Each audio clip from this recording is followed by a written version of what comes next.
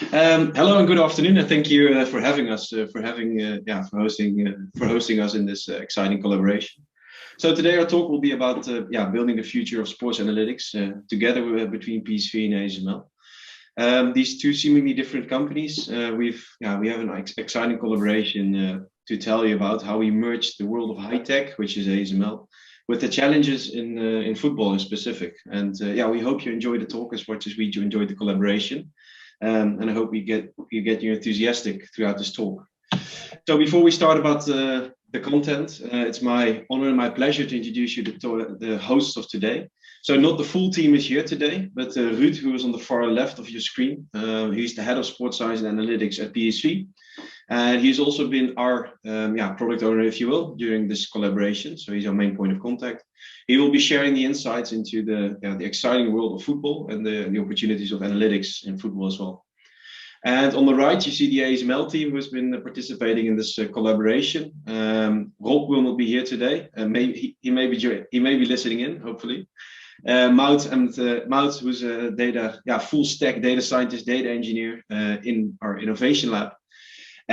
She will do the technical part of the talk, and then on the far right of your screen, the one left, that's myself. So my name is Diederik. I'm the product owner of our analytics innovation lab, which we actually used as the incubator for this project together with PSV. So I'm not going to share much of the content itself, but I'm hope to answer your questions on this collaboration as well.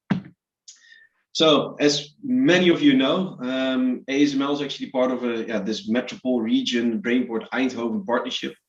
And a part of us being a shirt sponsor for PSV, we're also very much willing to share the knowledge of how we work and the knowledge we have at ASML with PSV, and that also comes back from PSV to ASML.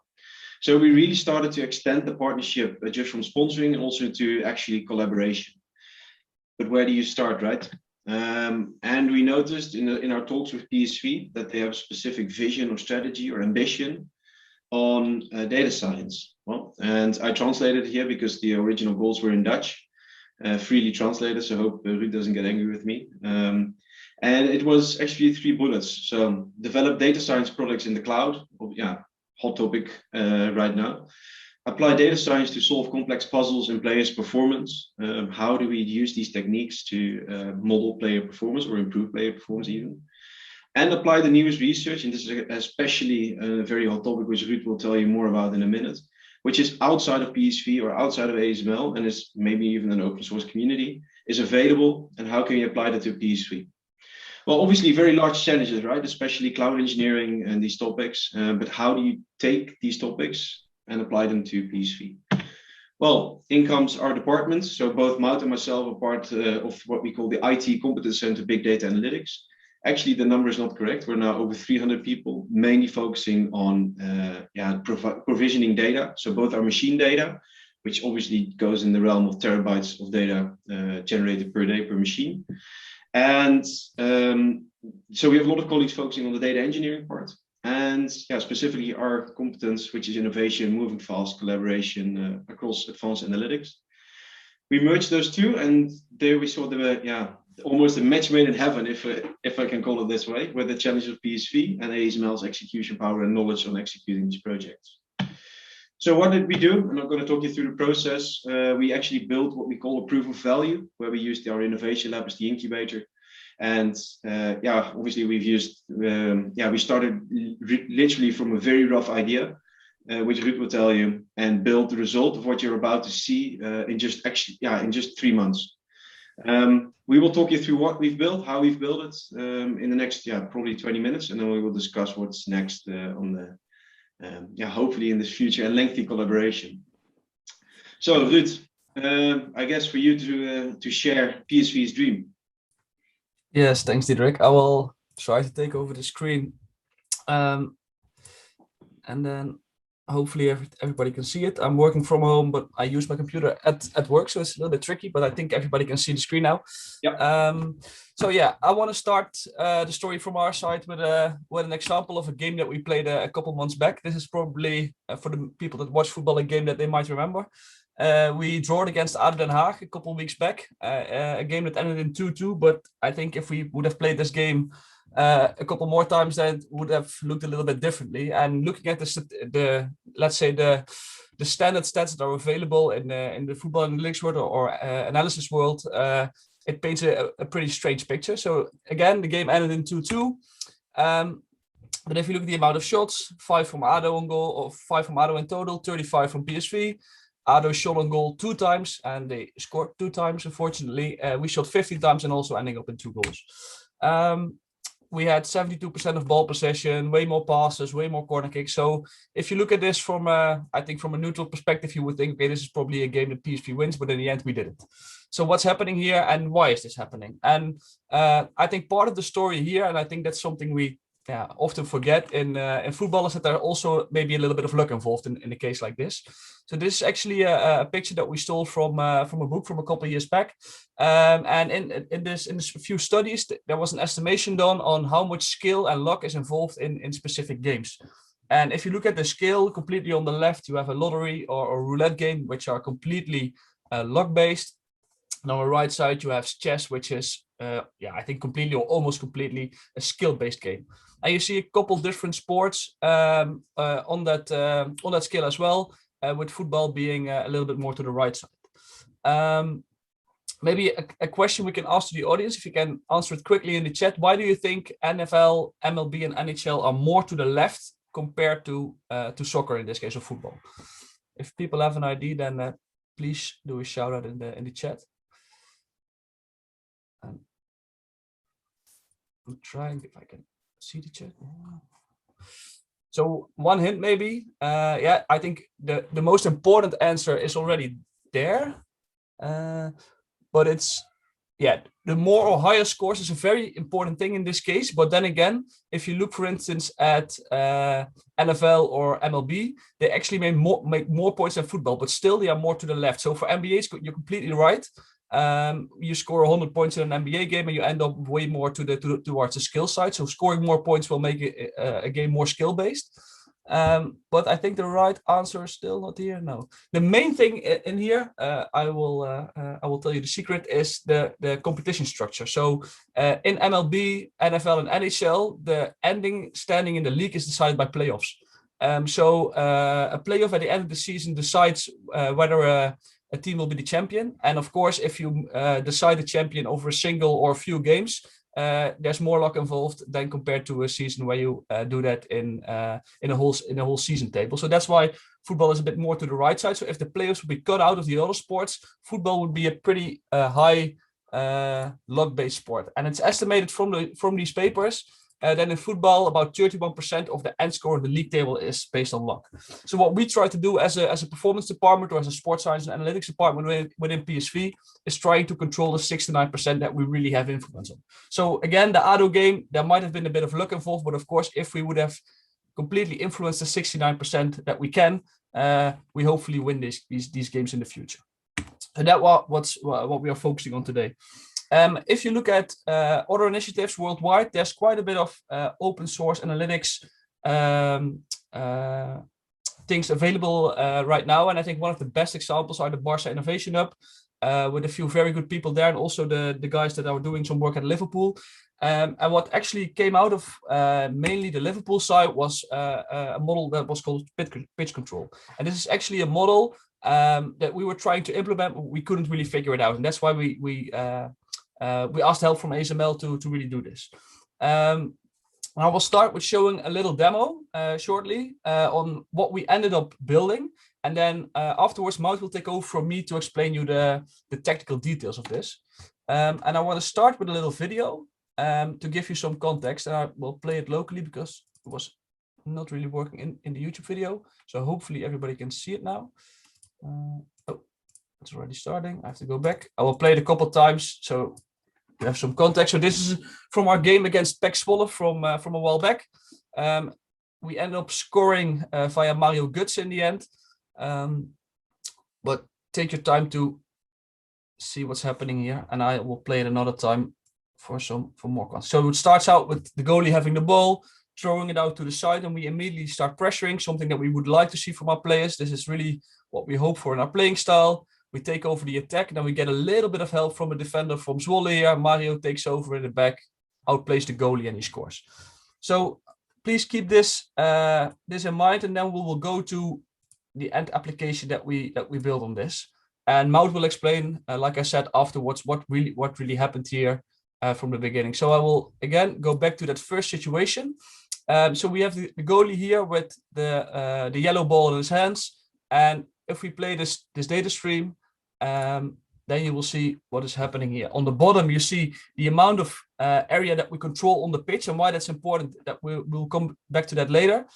But this is what we ended up building in this project. So here again, you see Pablo Rosario taking over. We have the ball, take over the attack. We play back. Mario comes in the back, outplays the goalie, and scores. So this is a 2D visualization of the data of that specific goal that we just saw. And then I would like to hand it over to Maud to give some more context to this, and I will explain later how we try to use this within our environment.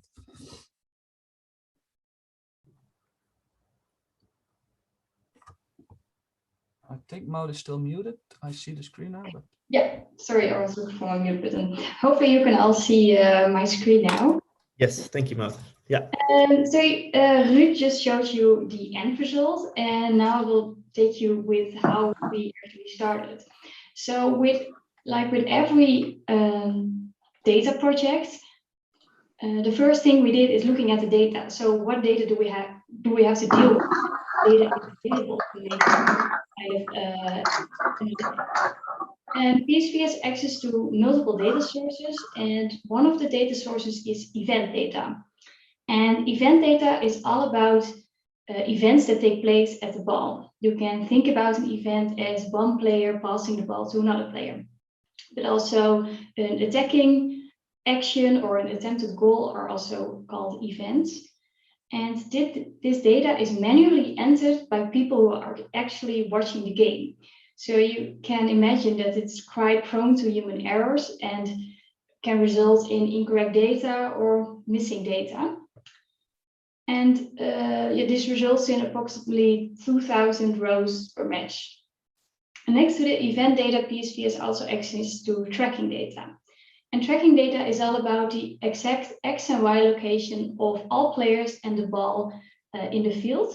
And this data is automatically obtained from cameras that are available in all Eredivisie stadiums and is obtained 25 times a second.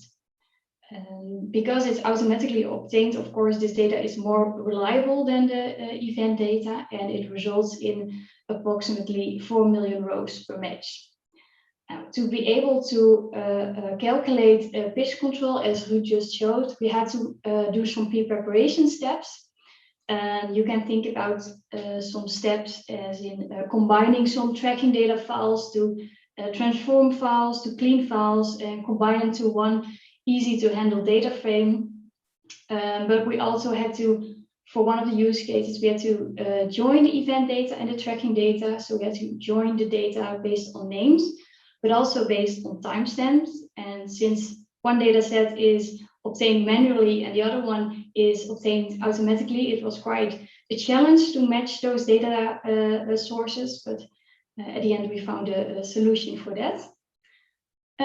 So let's now move on to the pitch control. So this image is a copy of what you just saw in the demo of Ruud.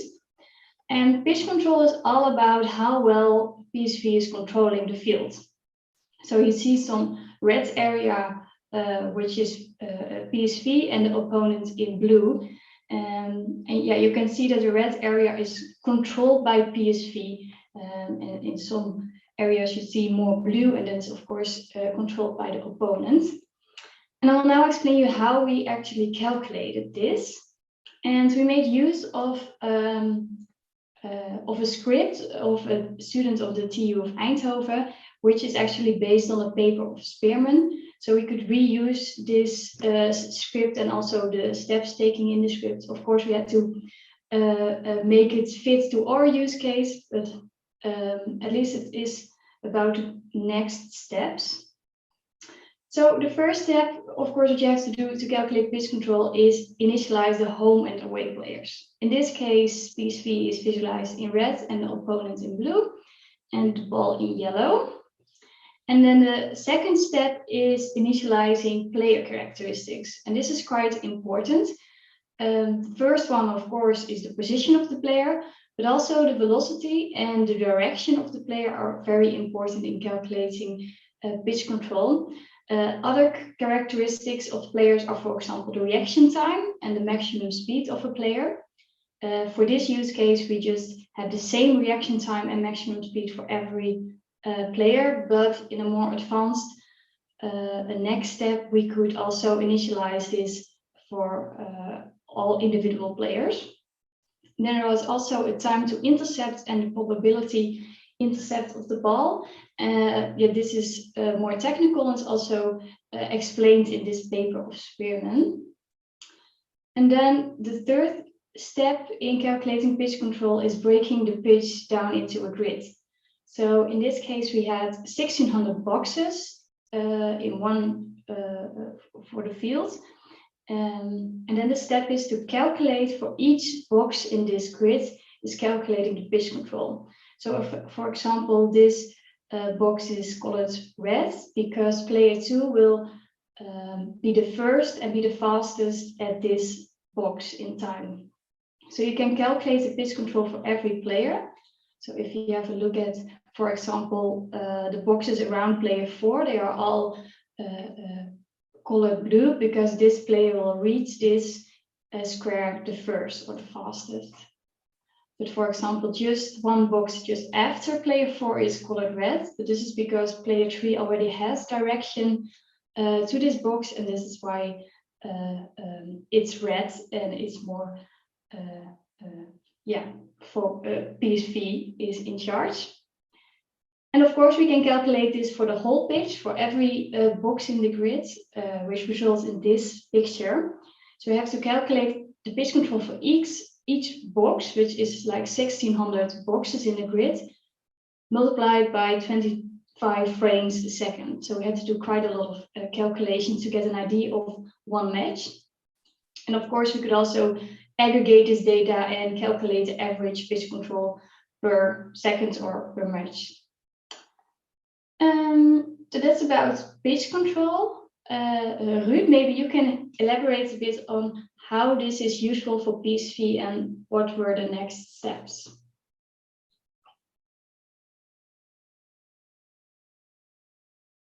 So maybe Maud, as you're switching to Ruud, there's a question from which might be useful, which was how does the pitch control report for the minutes 91, 93 for the ADO game look like? Just out of curiosity, if the ADO goal was sheer luck or was it high pitch control? So maybe that's not for you, but maybe leading towards Ruud's talk.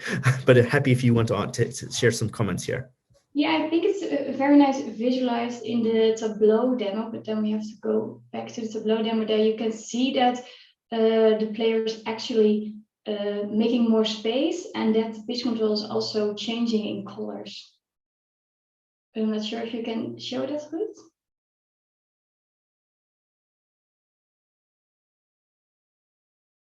We cannot hear you, Ruud.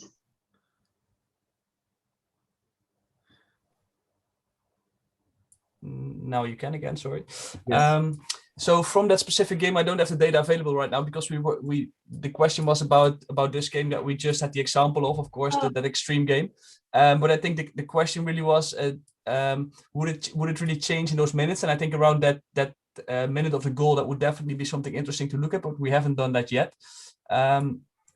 So if I'm continuing, of course, what you just saw was, of course, a really interesting picture already, that you can visualize the amount of space that a player or a whole team in the end is controlling over the game. And that was already something that was, the code was available open source, but the real applications of these were still a little bit unclear. And we wanted to take this to the next level actually and see, can we move this really interesting and nice visual of pitch control and even live pitch control that we can show over a game, and move it towards something that might be useful for coaches. And one of the first steps that we were thinking about was actually, can we calculate the contribution of a single player or a single event towards pitch control on a team level? So for instance, can we estimate what the influence of a certain pass is on pitch control? So one of the first things that we did there was, we have a specific example here from that same game against Zwolle. And from the event data, you can see we actually took out a pass. So in this case, we have a pass from our right center defender, Timo Baumgartel, towards our left back, Philip Max. And what we did, or what we tried to do, was actually look into the amount of pitch control that we have at this point in time, just before the pass. So in this case, we had 49.5% of the pitch in control. And what is happening after that specific pass? So did we gain or lose pitch control by giving this specific ball? And of course, we know that there's a lot more things that are influencing this, because there's 20 people moving on the pitch that are influencing the control as well. But we wanted to see, can we make an estimation of the amount that a player is contributing with his passing towards this pitch control value, to make it a little bit more useful for coaches and to try to get it into their minds.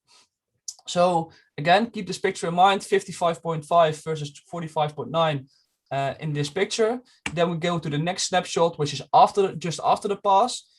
You see on the left top of the both screenshots that this is about 4 seconds later that Philip Max actually gained control of the ball, so the pass was good. And in that point in time, we have 53.9% of the pitch in control. And this means we gained 4.4% of pitch control with this pass. And of course, again, with the statement that, of course, that's not the only thing influencing this value. So it might be a little bit of an estimation in that case. So what we actually built on this is actually something I want to show in Tableau again. So I will move to my Tableau environment again. So what we actually can do, if we know this value for every single pass and we see the amount of contribution that a player has, what we can then do afterwards is, of course, aggregate this over multiple games or over multiple passes. So in this case, you see the summary of, again, that Zwolle game, where you see that on average, PSV controlled 48.6% of the pitch and PEC Zwolle 51.4%. And if you look at the specific passes, for instance, you see in this case, Pablo Rosario, who gave 58 passes in this game. And he had a total contribution of 187%. So we gained pitch control with his passing. And the median contribution of his pass was about 1.8%. Some other things that you can see here is that, for instance, Philip Max actually ended up losing control over the pitch with his passing. And still, we don't really know if this is a good or a bad thing. But what we do know is that this is a new level of analytics that shows us more information than just a passing percentage. I think one of the biggest examples that coaches always use is you see a passing percentage from two central defenders, which are really high, but they only pass towards each other and there's no risk taking in their passing. So they don't pass forward. So that would already be a next step. So how much passing is forward, which can be done, but this would be an extra layer on that. How much control are we gaining over that pitch with that specific pass? This is also built in a way that this can be filtered over a game. So let's say you only want to see passes from the second half. This can all be done within a few clicks. So that's actually the way that we try to build a first usable implementation of this pitch control and event data combination. And there's already a few things that we have in mind for the future. So if we look at the next steps of this model, we are looking into, of course, improving this by for instance, adding complexity to the model in a way that you can say, okay, certain parts of the pitch are more important. I will click back to a previous sheet for this a little bit. So for instance, if we look at this sheet, at this point in time where Timo Baumgartel has the ball, of course, the interesting part of the pitch to control for us is the area behind the last central defenders. So this is the area where we can probably attack from and score from. So this area is probably in this snapshot more important than the area behind our own goalie, for instance, because the ball is not there. There are no players from the opponent there. So giving value to specific part of the pitch at a specific point in time is definitely one of the next steps. A second and a really big thing also in this is to actually implement the next step that's also described in the paper, which is called EPV, or expected possession value.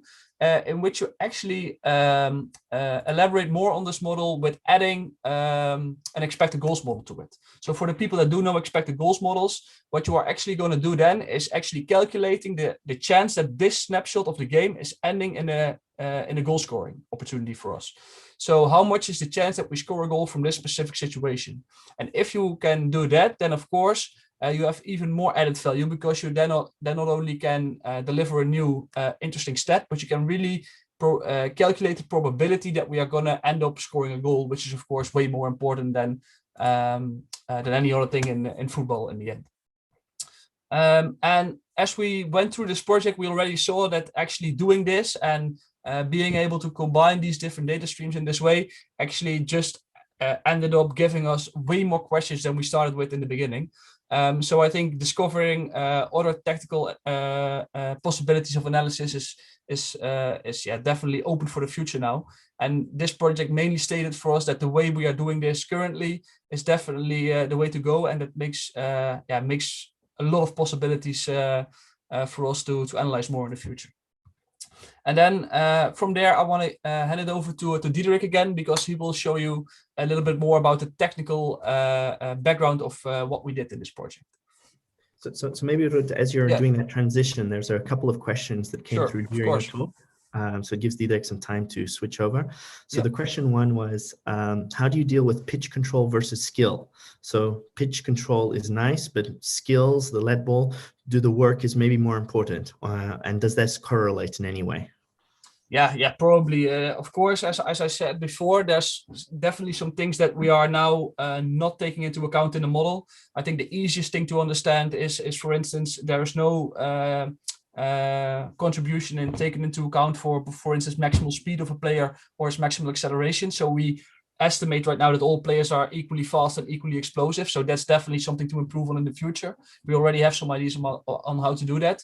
But of course, every skill-based KPI that you could put in there would probably make a model like this better. But then again, it will either take you a lot more data to do it, and it's often not available on those hard to grab stats like some specific skill stats.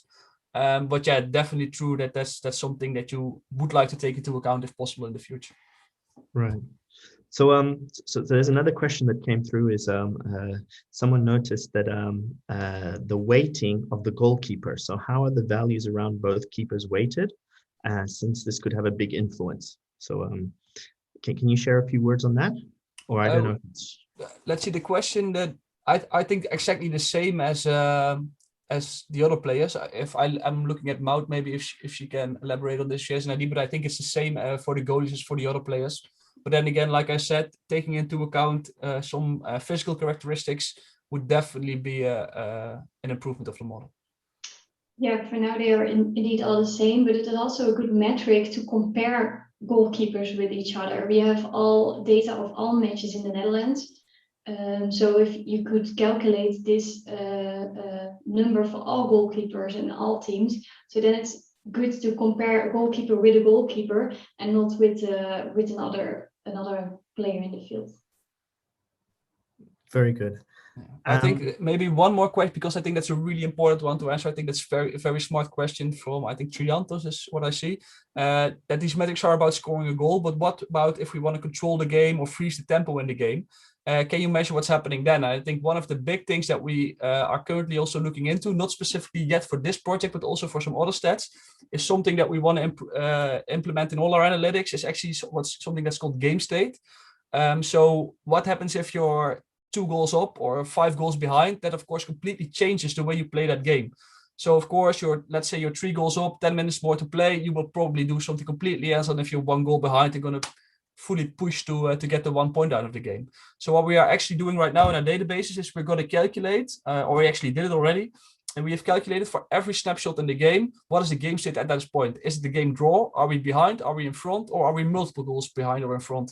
So getting that into a model like this will definitely also improve it, because it makes an amazing difference probably on the way you play. So it's a very, very good question.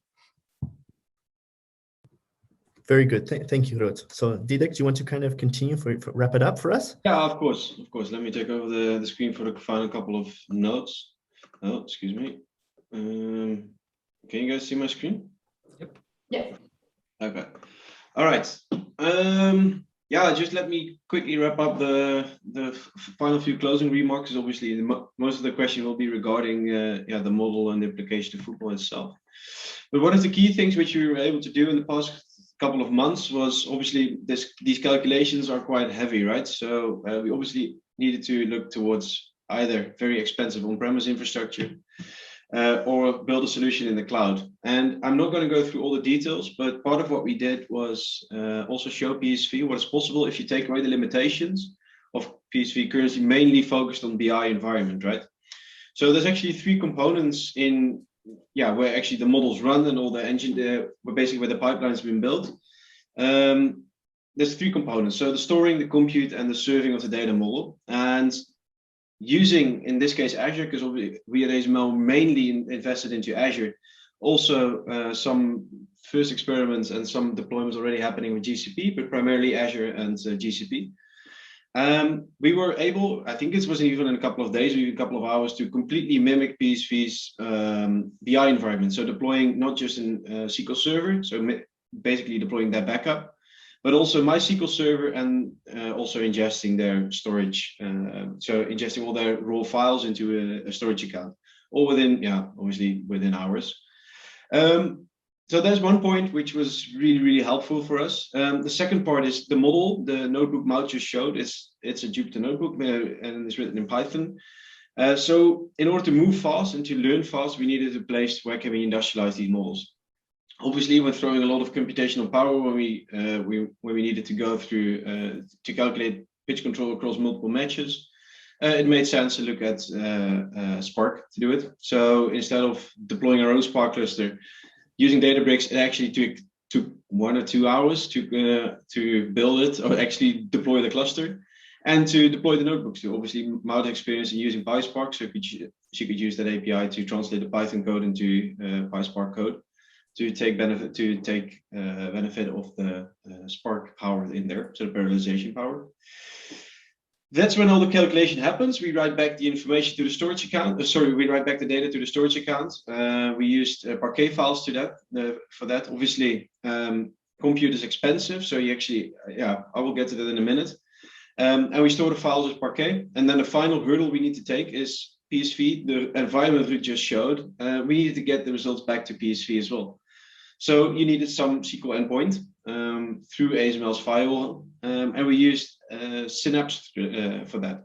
And the beauty of Synapse, it has this serverless SQL engine. You don't provision any resources. You just fire off your SQL query on top of the Parquet files, and Tableau doesn't even know that it's not talking to an actual SQL server. And you can run calculations across tens of millions of rows in a database. Obviously, it's a virtual one. And the beauty of it, Tableau doesn't know it's querying against a virtual database.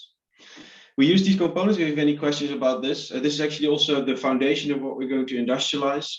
Probably this will be the direction, and to extend the proof of value on top of.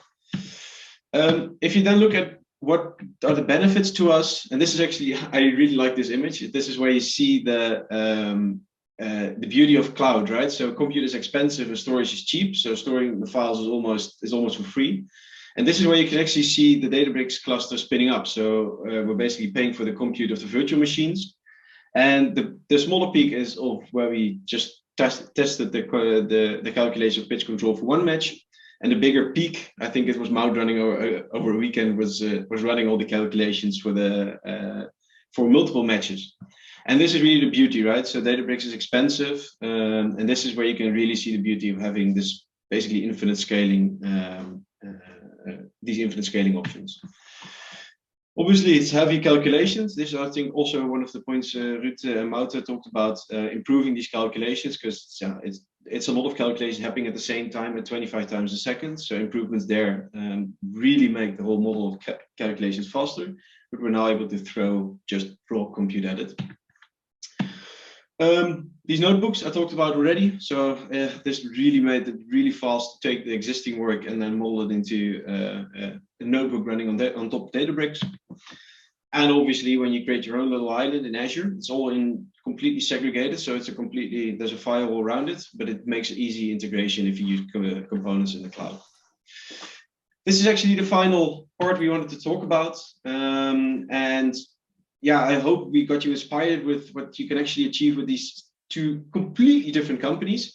We, at least not myself, but we as ASML are used to creating these very, very complex, this is an EOV machine, I think, and PSV obviously mainly focused at winning matches, right? Merge these two worlds together. And I'm happy to share that we will continue to work together for at least another year, industrializing whatever we built and really driving the future of sports analytics at PSV. And with this, and with Ruud van Nistelrooy in the back of the room, I would like to close our talk. And if you have any more questions, feel free to shout. And thanks again for having us. Thank you very much. It's a very wonderful, wonderful presentation. So don't go away, because there were multiple questions that came through. Some of them you can see, some of them you can't. So I'm going to quickly share some of these questions with you. And then you can choose between the three of you who's best suited to answer. So Ali Khan, he asked, to what extent machine learning plays a role in sports analytics at PSV or in general? So based on your experience, can you share a few words on that? In what we currently did, not yet. It's mainly focused on the engineering part. So machine learning, there's no AI involved in it. But yeah, Ruud, maybe you have an opinion on to what extent do you think it will be used in the future? Oh yeah, there's definitely a lot of possibilities to think about, of course. But I think if we look at this level of analytics, that at least the football world, I won't talk about other sports too much, but at least in the football world, we are really at the beginning stages of that. So if you look at the amount of data that's becoming available now, mainly from tracking providers, it's just really starting. And a lot of clubs, I think, are pretty much in the same situation as we are, where they are still really looking into, okay, how can we handle especially the raw the tracking data sets. I think quite a few clubs are already able to work pretty well with aggregated data sets or summaries from what they got from the games, but really looking into more complex AI solutions over multiple games or even multiple seasons is definitely something that's just starting to happen, but there's definitely a lot of future for it.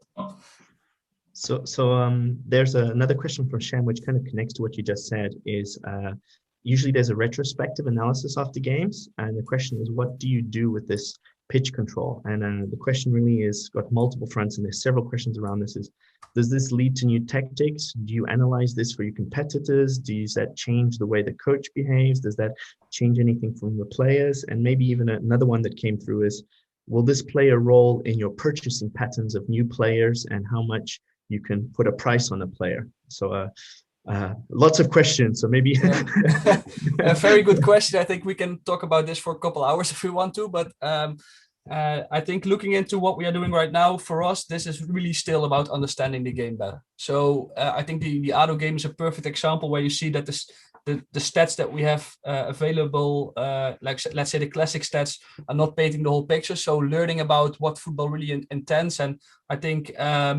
Spearman also called his paper "Decomposing the Unmeasurable Game," and I think that's still something that's really true for football. We are still really learning what's really happening in this game. So for us, it's definitely more an understanding thing, and I think hopefully what you hope or what you want to see happening out of this is that these models and the insights that we gain from them are actually going to be more than just descriptive about what happened in a specific game, but are going to be prescriptive about what should we do in a specific training session to get a player better, or what's going to happen if we change this player for another one, or the question about scouting, which guys might be suitable for PSV in the future. So that's definitely the hope for the future, that where we are now really in a descriptive phase of analytics, that we can move towards a more prescriptive or predicting way of working. Yeah. Very good, very good. So maybe just two more questions, and then what we can do is we'll go to the Mibo tropical island and people can find you guys. But one of the questions was, in the AI field, it's quite common, for example, in healthcare, that you tell doctors what AI can do, and you look at the data and you digest it and you give insights to maybe doctors who have been in their lifetime looking at this. We're assuming the same thing applies to football coaches, right? They have years of experience, they paid. The question then is, how easy is it to trigger change based on experience of professionals who've done this for years and decades of their lives? versus a smart team such as yourself presenting valuable insights which may or may not go against their gut feeling? How do you deal with that change, which in general I think is a good question? Yeah, very good question. Yeah, it's something I've been dealing with over the last 10 years working in football, I think. And you see that world really changed. A very good example, the picture that Diederik showed in the end from Ruud van Nistelrooy, who's going to be our coach for young PSV next year, currently under 18 coach. He actually came up and said, I heard about this project with ASML. I want to talk to these guys and learn from them. And I hope they don't know anything about football, because I just want to pick their brains because they're really smart and don't think about football. So I think that's a little bit of that shows a little bit how the generation of coaches is changing. But still, coming back to that question, I think it's still really important, because the coaches do have a good eye, and we shouldn't forget that they probably see a lot of things that are happening and that probably a computer still cannot see. So of course it's really important that we also give them sometimes things back that really help them in knowing that they are doing the right thing. So that are putting emphasis on the things they do right. And of course, once in a while you have to throw something into the room and say, okay, this might be completely different than what we were doing before, which ends up being a very good conversation then. But of course you have to watch out a little bit that you when you do that and how you time that. And I think that's something that's mainly important in a role that I have at the club. So I won't be as technical as Diederik and Maud in this project on how to design these solutions, but knowing how to get them towards the coaches and towards the implementation. That can be tricky sometimes, but that's the challenge of my job actually. Very good. So maybe just one last question, and then we'll go to the tropical island. I know there are lots of them through the question, so I apologize for those who don't get it, but this one came through on a private message. Was I think it's more from Maud, which is you mentioned there's 1,600 blocks, and the question was, why did you choose 1,600? Why not more? And then the question is, are these blocks weighted in any shape or form? So we're assuming that the pitch control closer to the goals is worth or weighted differently. Did you consider that, or is that part of your to do future state projects? Yeah, we considered it because indeed a pitch closer to the goal is more important, as Ruud already mentioned, but is not implemented in this use case for now. Just taking it step by step. And indeed, if you want to specify it even more, you could also just make the grid even bigger with more boxes in there. Just because of scoping and time, we choose this basic setting actually.